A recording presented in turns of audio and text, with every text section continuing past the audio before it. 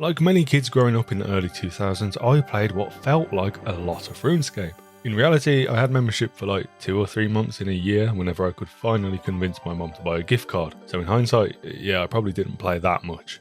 Now in 2026, I have returned to Gillinor as what feels like a new player. I've invested a little over 150 hours in the game already, and I have some thoughts. My name is Eni and I take deep dive looks into all sorts of video games, so please join me as I share what it's really like to be a new OSRS player and whether or not you should consider jumping in. When you first get off Tutorial Island, your immediate question is most likely, what the fuck? Good question. Unlike most MMOs, OSRS doesn't force the player into any given direction. Once you're in the world, you're free to do whatever you want. This much freedom comes with just as much confusion. RuneScape's biggest strength, in my opinion, is the amount of depth that has been compounding on itself for 25 years. Genuinely, there's been times where I've looked for a guide on a certain thing I'm doing, and the top result is a 15-year-old video guide that is not only still 100% accurate, but also still relevant to the current game. To play devil's advocate, what the fuck? Figuring out what you should do is a difficult problem to solve, and deciding what you want to do often gets distracted by hundreds of puzzle pieces in between. But don't worry, like the big brain intellectual I am, I watched a video to let someone else tell me what to do, and it worked out quite well.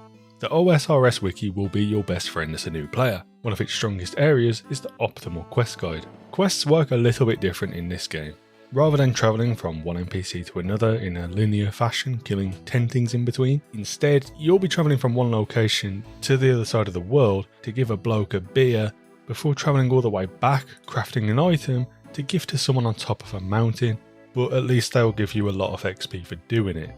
There's no obvious order, no signposting, you can talk to one NPC who only requires 10 fishing for his quest, and standing 5 steps away is another NPC who's kicking off a grand fantasy saga that requires 90 quest points, multiple level 50 stats, and the completion of 10 other very specific quests. Potentially hundreds of hours between you being able to engage with him. So yeah, it's just a tad confusing. And this is where the OSRS wiki becomes your best friend, and I don't say that lightly. And again, I'm referring to the optimal quest guide. All 178 quests as of time of recording are ordered based on the requirements, locations, and efficiency, creating a surprisingly smooth progression path through a game that otherwise refuses to guide you. By following this list, you'll skip the slowest early skilling levels, unlock essential transportation methods, and gradually open up more meaningful content you can actually engage with. And while this is absolutely what I'd recommend most new players follow, I do have a couple thoughts. You will get bored doing quests. Anyone who says otherwise is lying to your face.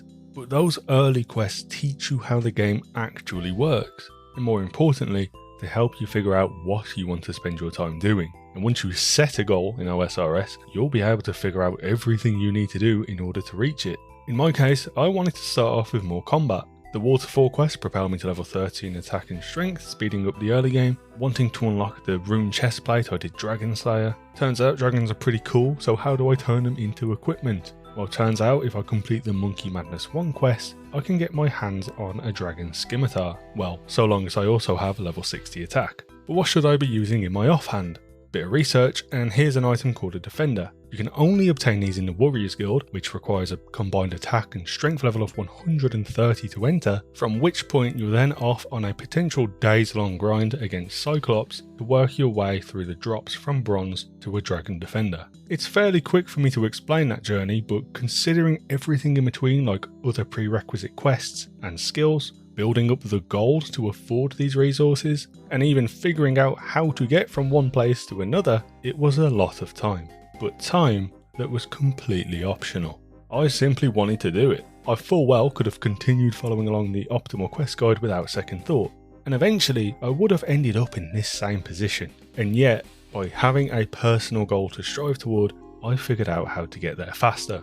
This applies to everything in OSRS. On that note, I have some pretty big goals I'm working toward, and may even turn them into a mini series here on the channel. I'll come back to these a bit later on however, so stick around.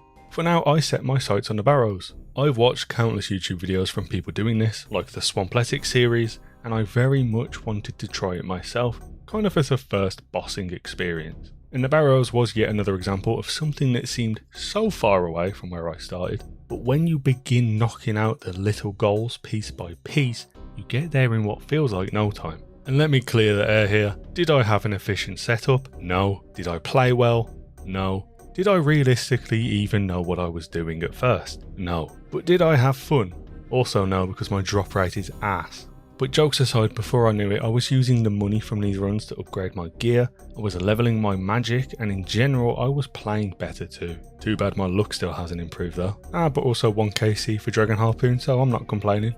But yeah, now I can get through Barrows using only 1 prayer pot, which naturally boosts the profitability of each run, and I'm also doing them quicker. It legit only took around 10 runs to go from complete noob to almost doing it on autopilot. Bit of a tangent, no idea why, but I also have a weird addiction to the Motherlode mine. The only reason I came here at first was to try and get the coal bag to use in the blast furnace, but now I guess I'm just stuck down here until I unlock everything, so wish me luck. On a serious note, that is a perfect example of how I'd recommend a new player to approach this game. If you find a skill you enjoy, or a minigame, whatever it is, just stick with it. I could absolutely be using much more efficient methods to level my mining, I could be using more efficient methods to make money, but right now, I'm perfectly happy just being semi-AFK down here, rather than doing a hyper-intensive 3-tick mining method that I know I would burn out on. I'm also pushing 30, so I don't know that my wrist could keep up at this point. Right, enough of that. I said earlier that I had some big goals for the account, so let's talk about it.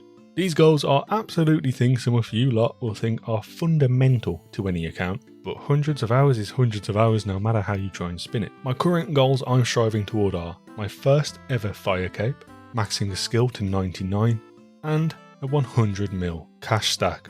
Truth be told, all of these can be done very quickly, especially if I were to hyper-focus them, and maybe next time you'll see me I'll have 1 or 2 of these in the bag. For now though, I'm breaking them into smaller, more obtainable objectives for that smoother progression curve. Here's my current, very thorough plan of action for reference. The cash stack is absolutely the dumbest goal here, by the way. I just want to see a big number. Any gold I earn on the account will of course be reinvested into the resources needed to level other skills. So if I'm smart, this will be the last one to check off, but I don't know that I would categorize myself as smart.